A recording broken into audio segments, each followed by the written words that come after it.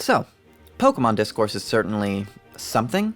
Because these games are constantly coming out, there always seems to be a new discussion dominating the community as opinions shift and friendships are torn apart over whether or not you thought the Dunsparce was funny. For the record, it's hilarious. If you say otherwise, you're wrong. But there are a couple odd little patterns that are easy to observe. Most notably, the conversation of how good certain old generations are shifts in the anticipation for said generation to get a remake. Seems like all anyone could talk about from 2015 to 2021 was the possibility of Sinnoh remakes. Look how that turned out. But now that they've come and gone, we've shifted to talking about Unova, and slowly but surely people are anticipating what comes next. Kalos, the butt of every bad Pokemon joke I've witnessed for the past decade. And I just do not get it. The 6th generation has been my favorite generation of Pokemon since it came out, and I'm here to come to its defense today. Kalos slaps. And that's not a perspective of nostalgia. My first Pokemon games were Diamond and Pearl. I played pretty much all 5 previous generations before ever playing Kalos. The anime I watched was mostly Sinnoh with a bit of Kanto and Hoenn in there, and I never really had any cards or toys themed to anything Kalos related.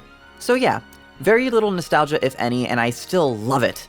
I first want to prioritize talking about these games in a bit of a vacuum, just discussing what I perceive to be some of their strongest points without the context of their biggest criticisms. Once all that is done, I'll be taking the gloves off and directly addressing said biggest criticisms. I cannot wait to drag those through the dirt. So, for starters, it is no secret that the 6th generation of Pokemon was a big leap for the franchise as its first foray into 3D. With such a massive visual shakeup, there's a lot of pressure for a game like this to still maintain what made older Pokemon games fun through this modernization. Because of this, X and Y do this weird thing where they introduce some of the coolest innovations in the franchise, while simultaneously playing it very safe in a couple key areas. But most prevalently, they are not afraid to play into nostalgia very heavily. I know I just went on a rant about how I wasn't nostalgic for these games, and this probably sounds contradictory, but what I'm talking about here is the constant Gen 1 love peppered throughout the game. Most of the early game Kanto Pokemon are available on the first route, namely Pidgey, Caterpie, Weedle, and Pikachu soon after. Right away we explore Saint-Loon Forest, which is pretty much an exact copy of Viridian Forest. A little after that we get gifted one of the Kanto starters, and after the 3rd gym we get access to that starter's Mega Evolution. Hell, they even made all of the Kanto legendaries available in the postgame and gave Mewtwo 2 Megas. These games like staying rooted in that Kanto familiarity. Some might see this as a bad thing. X and Y are so busy referencing old stuff that they make no effort to have an identity of their own. And yeah, I see your point. But counterpoint, Unova. The previous generation, specifically the first Black and White, made the conscious choice to only feature brand new Pokemon during the main game as a soft reboot of sorts. And I don't think anyone at the time really liked that a whole lot. In retrospect, I certainly respect the choice, but there's a reason Black 2 and White 2 caved and threw some older Pokemon in there. All this to say, yeah, Kalos relishes in the old a bit, but I think that's exactly what Pokemon needed at the time. Especially with the jump to 3D potentially scaring people, reminding them that this is the same old Pokemon they grew up with is helpful. And having 2 sets of starters is fun. Like, why not, you know? And besides, despite some nostalgia baiting, Kalos still absolutely has an identity all its own. Let's talk about region design. And by design, I mean very literally how the map is organized. Some of this discussion is definitely inspired by Internet Pitstop's video on the subject. Great video, but I do think he treated Kalos a bit unfairly in it, so I wanted to say my piece. The first 4 regions of Pokemon have these rather intricate designs with several cities leading to each other in loops or some form of alternate pathways. Basically, more often than not, while the story takes you down a fairly linear path, there are often several ways to get to certain places and some optional areas to explore if you so desire. A commonality between the first 4 regions is that they all have a central hub that everything else in the region sort of leads back to. Kanto has Saffron, Johto has Ecruteak, Hoenn is doing its own thing with this half-land, half-water idea, but Mauville fits the bill, and Sinnoh has Mount Coronet. Having these centerpieces that several routes lead to really helps make the region feel more interconnected and interesting. Unova doesn't have any of that. This may look like a circle, but really it's a straight line. Especially with the second half of the region all being post-game, there is really nothing of intrigue happening here. You are just walking straight from city to route to city with little to no branching paths. I think Alola and Galar are pretty self-explanatory in this department. Again, straight lines. But Kalos follows the design philosophy of the first 4 regions, admittedly not to as interesting a degree, but it's all there. There are at least 4 completely optional areas with Azure Bay, Route 16, the Lost Hotel, and Terminus Cave. And really, Route 6 and 19 should count too since you can completely miss the lower sections of both. And the whole region feeds back into its big centerpiece, Lumiose City, with 5 different routes branching off of it, more than any other city in all of Pokemon. I'm pretty sure. Mount Coronet might also have 5 routes connected to it, but that's not a city, so I'm technically still right. I'm not going to pretend that this is some huge feat of region design. Actually playing through X and Y is a more linear experience when compared to the older generations, but there is something very engaging about the idea of Lumiose as the central hub of Kalos. More so than any other region, Kalos really feels built around this one city. And there's so much to do here. Look how long the Bulbapedia article is. You end up in Lumiose 3 times throughout the course of the story, all for very different reasons. It's where the Professor's Lab, the 5th gym, and the evil team's biggest hideout are. And you even end up back there for post-game story. And of course, there's the most obvious thing, the camera shifting to right behind your character. Never let anyone say Kalos doesn't innovate. It designs an entire enormous city around a camera angle never used in Pokemon before, which is now the standard for modern Pokemon games. Also, perhaps even more obvious than that, this is Paris. Pretty blatantly. I find it really fun how much Kalos embraces the real-world region it's based on. It's a compliment I'd also give to Unova, and especially Alola and Galar. It really helps shake things up in an interesting way. I don't know much about the areas of Japan the first 4 regions of Pokemon are based on, so maybe they've really been doing this all along and I just haven't noticed, but at the very least it really sticks out in the regions I mentioned. Anyway, point being, Lumiose City might be the single best city in all of Pokemon, and Loki carries the region's design on its back. But even ignoring Lumiose, there's plenty of fun optional stuff to do elsewhere that helps Kalos stand on its own. One final thing that I'm sticking in the Lumiose section because I don't know where else to put it. Roller skating is fun, y'all are mean. Is it unruly and cumbersome? Yes, but that's why all the other movement options still exist. No one is forcing you to roller skate, it's just there for the people who like fun. Alright, moving on to the next point. Guys, Mega Evolution was so cool. Remember when this felt like the next natural stage of Pokemon evolution and not just the gimmick of the week? Those were better days. But seriously, when Gen 6 was actively happening, I really thought Megas were going to stick around long term. Everyone seemed excited about them all the time, at least casually. I don't really keep up with any kind of competitive scene anymore. And I imagine it must be a nightmare to keep up with competitive now that every generation is introducing a new game-breaking gimmick, each one a poor imitation of the magic that Mega Evolution captured. Z-moves? Never cared about them. Dynamax? We really just made the Pokemon big, huh? Terastallization? First of all, what the hell is that name? Second of all, it admittedly has some interesting implications competitively, but absolutely none of the flair and excitement. Megas were these ultra-powerful, brand new evolution designs for fan-favorite Pokemon. What's not to love? Sure, they were busted as all hell, but it's not like they were unfairly unbeatable. They were just really strong Pokemon with killer designs. X and Y really put a lot of gravity behind Mega Evolution. This wasn't just some random thing everyone in the region had access to. You can't just do it for free after finishing up the first town like you can with all the other new gimmicks. No, it's this mysterious thing that no one fully understands, and if you want access to it, you have to fight for it. Withholding this thing from you until after the 3rd gym, which is a decent way into the game since the first 2 gyms are spread so far apart, imparts such a feeling of grandeur and mystique, really lets the idea of this super rare power get you excited. And I think it's really important that so few other trainers in the game have access to it. Aside from the Mega Evolution Guru who gives you the power, only the evil team leader, the champion, and your rival in the postgame can Mega Evolve, and that's perfect. These are the 3 biggest bosses the game has to offer. They should be the only ones who have also earned this incredible power. Omega Ruby and Alpha Sapphire would extend this to a handful of other trainers, most notably the Elite Four rematches, the actual story fights with rivals, and this postgame character. And yeah, maybe it would have been cool of X and Y to let some more postgame fights feature Megas, but I love how sparingly it's used. If the lore is that this is an incredibly difficult to master ability, then the gameplay should reflect that, and the power trip it gives you is all the better for it. Future gimmicks opt to let all the gym leaders use them, and I think that's part of why they're considerably more boring. Not to mention how Galar and Paldea really want to force you to use the gimmick, whereas with Megas, and Z-moves I guess, it's perfectly reasonable to go the whole game not meaningfully interacting with the mechanic if you think it's cheap or unfair. And man, it is such a shame that they've stopped letting us use Megas at all in future games. Gen 7 at least had the decency to port the mechanic over even if it was no longer a main focus, but Gen 8 and 9 have completely left it in the dust. I realize this isn't all that much of a sound argument or anything, and it's more just me gushing about how cool I thought this thing was while hoping that you also find it cool.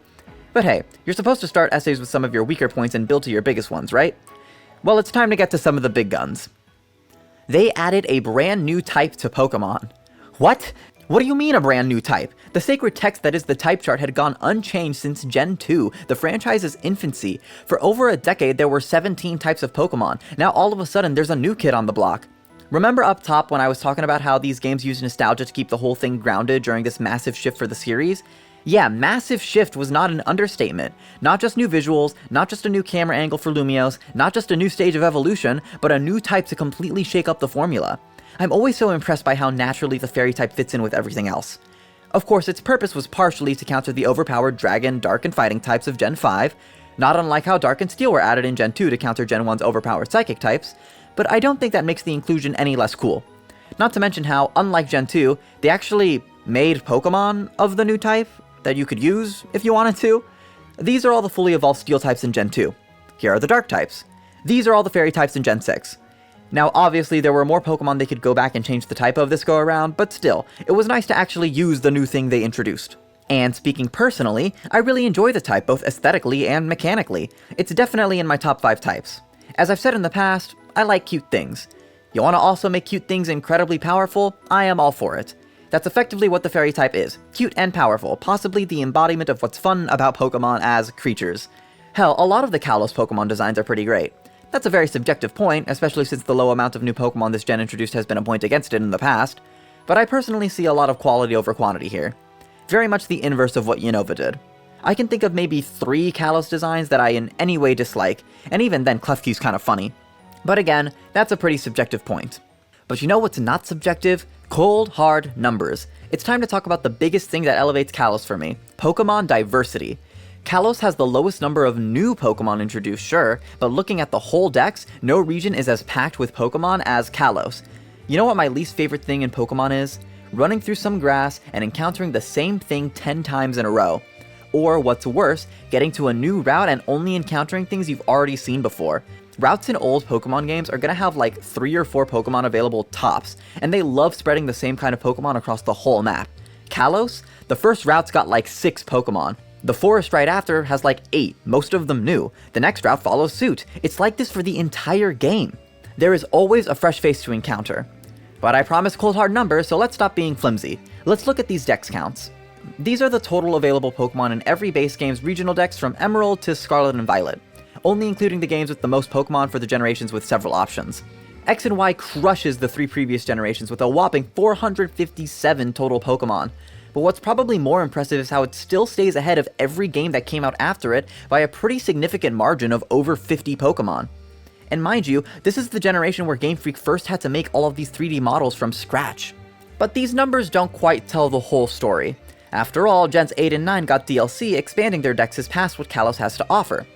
Okay, that's a little unfair if you ask me, but let's dig a little deeper. Gens 8 and 9 obviously have more Pokemon to pull from since more existed by that point.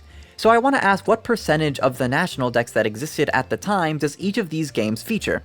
So, for example, at the time of Platinum's release, there were 493 Pokemon in existence. Platinum's regional dex features 210, so Platinum features about 43% of the Pokemon that existed at the time. Now we apply this to every game and holy shit!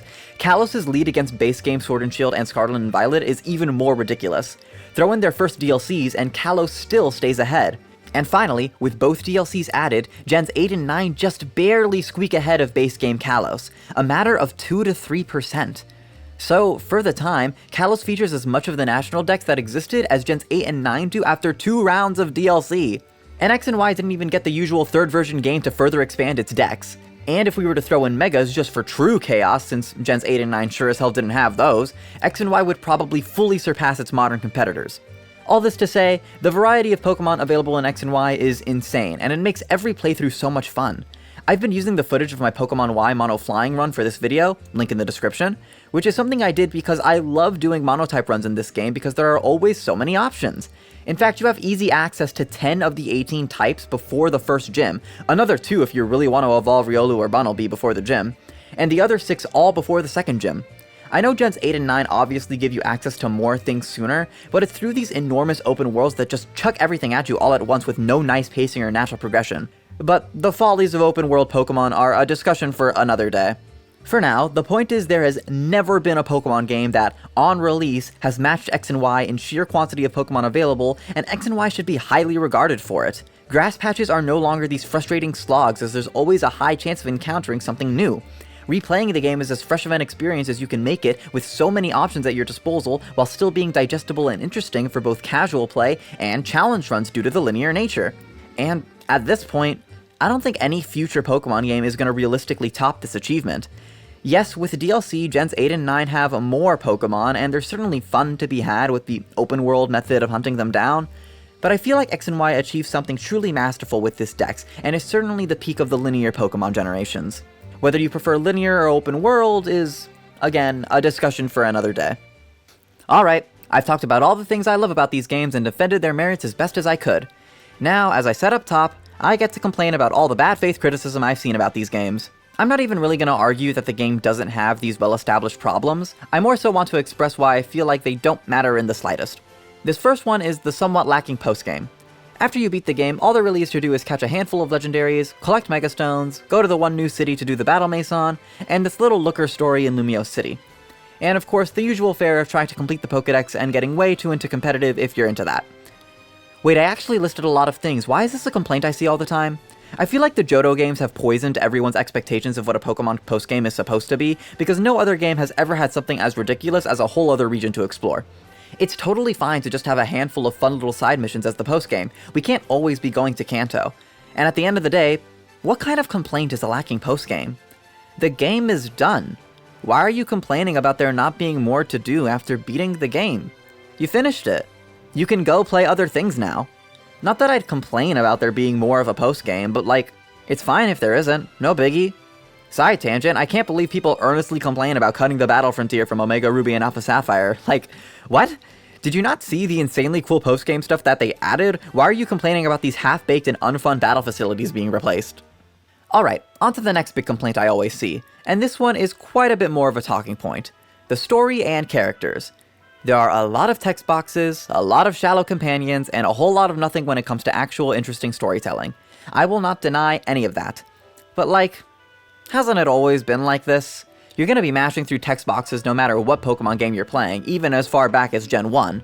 Your rivals are never all that interesting or impactful. The only difference is Kalos has more, which doesn't mean you get interrupted more per se, it just means every time you get interrupted it's by a different person, which is honestly refreshing if you ask me. Plus, I like how everyone in this group is invested in very different facets of Pokemon, such as battling, the Pokédex, moves, and just vibing and exploring the world. It's a cute little showcase of how much the Pokemon world has to offer. And, I'm gonna be honest, I don't think any Pokemon game has a story that's much better than X and Y's. My de facto pick for favorite Pokemon story is actually Sun and Moon, a set of games that might get even more hate than X and Y due partially to how much time is dedicated to telling its story. Too many cutscenes, they all said. Characters won't stop bugging me, they all said.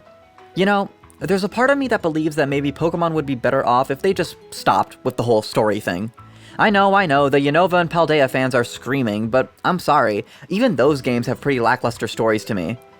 I don't want to belittle Pokemon as a franchise by saying this, I obviously love these games, but like, I've played video games that actually try with their stories, and once I took that plunge, it was kinda hard to go back to Pokemon stories and treat them with any respect. Not to judge anyone who still enjoys these stories, more power to you. You are allowing yourself a more positive experience with these games than I am, and you are probably better off for it. But to me, the story has always just been the half-baked vehicle for the gameplay. And whenever the story does try harder, it's, again, usually met with the critique of, there are too many cutscenes and these characters won't stop bugging me. Remember when they tried to give Hop a character arc and everyone hated him for it? Maybe this is all a bit cynical, but X and Y's lack of a story becomes kind of a perk of the experience in my eyes. It's not a very complicated or interesting story, it closely follows the patterns of the first 4 generations. Because of that, you don't have to pay too close attention to it, and you can kinda just steamroll through text boxes to get back to the fun stuff. I can't really say that for any generation that came after it.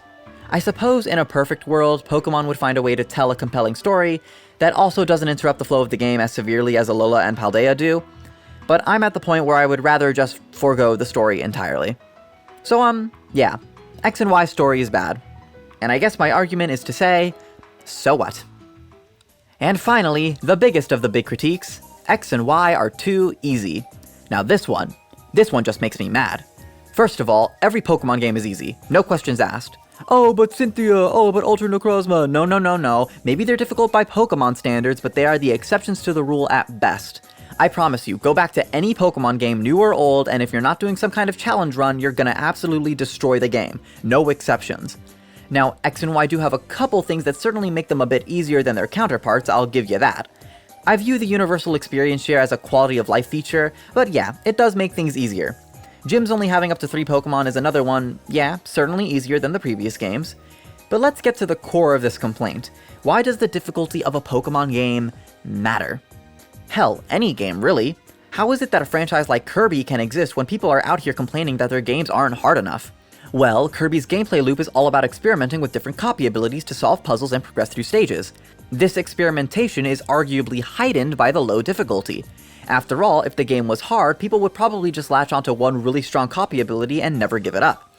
The general low difficulty encourages the experimentation that makes Kirby so fun. I would argue that the core gameplay appeal of Pokémon is collecting and training a group of monsters that you latch onto, and I think that, in turn, the low difficulty of Pokémon enhances that gameplay loop. You don't have to build a team optimally if you want to beat a Pokémon game, and you shouldn't have to. You should be able to use whatever cute, silly, or downright dumb Pokémon your heart desires. I know the phrase "just use your favorites" has been thrown around, but yeah, that's how these games are built, so that you can use your favorites. If these games were truly as hard as some people seem to want them to be, you'd probably have to play them like it was some kind of Nuzlocke and pre-plan for every battle, cycling in and out whatever powerful Pokémon you know can solve the puzzle ahead of you. And if that sounds appealing to you, great, those challenges exist. I wouldn't be against Pokemon implementing more difficulty options, kinda like what Black 2 and White 2 did, but it is not what makes the core of Pokemon's gameplay appealing. I don't think the conversation of difficulty in games is completely worthless. There are plenty of series that thrive off of difficulty or even just have a core gameplay loop that lends itself better to potentially being more difficult, but you have to look at what the core of the experience is. Sometimes that core gameplay experience could use some added difficulty, and sometimes difficulty actively goes against what is trying to be achieved. So yeah, X and Y are easy games. Good. I'm glad. I would personally have it no other way. So, as I hope I have competently presented today, X and Y are not the forgettable low-tier Pokemon games people would have you believe they are. They were a massive innovation for the series with an interesting region, fun new mechanics, ideas that shook up the series down to its very core, and the greatest variety of encounterable Pokemon the series has seen at launch. Not to mention how a lot of perceived issues are wildly overblown or arguably inconsequential. These games are bangers. Now just imagine if Pokemon Z was a thing, that would have been insane! Would you believe me if I told you X and Y aren't even my favorite Pokemon games? Nope. That honor goes to Omega Ruby and Alpha Sapphire. X and Y are in second place though. I truly believe that they get so unfairly dragged through the mud, and I'm glad to see that the greater Pokemon discourse seems to be shifting to a more positive outlook towards these games. Hopefully. It's been a long time coming. Thanks all of you for watching. I've been thinking about making this video for a long time. If you count when I started my Mono Flying stream series as when production on this thing began, then I've been working on this for over 3 months. If you feel so inclined, do all the liking and subscribing and whatnot. Probably won't be making another Pokemon thing for a while. This channel is kind of a slot machine when it comes to subject matter, but I hope you'll stick around anyway. Also, I just got a new mic for Christmas, so let me know how that sounds to y'all. See you later.